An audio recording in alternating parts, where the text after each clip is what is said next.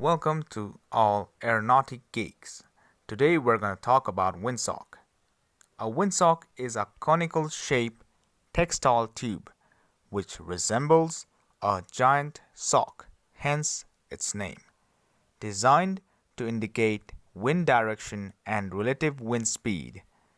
It is normally placed next to the runway or a helipad so that pilots can clearly see it after lining up on the runway or coming in for landing.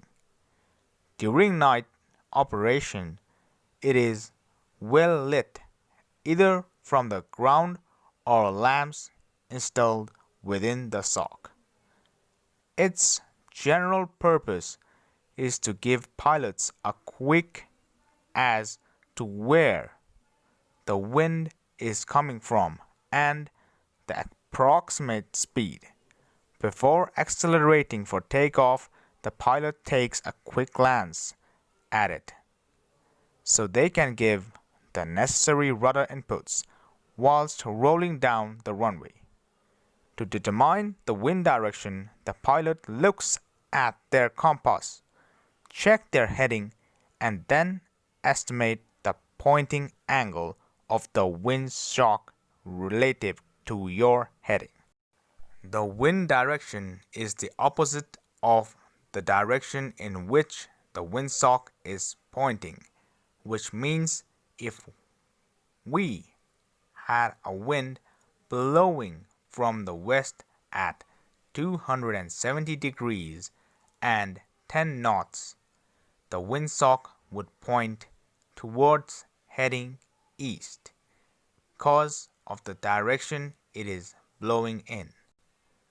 But why does the sock have red and white rings?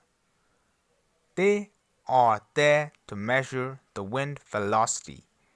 Each ring indicates 5 knots of wind. If the windsock is sometimes fully blown up and flapping about, we could expect some gusts as well. Again, a quick reminder that a windsock is only for a quick reference. If the pilots want a proper wind information, the pilot would have to listen to ATIS or ask the tower control.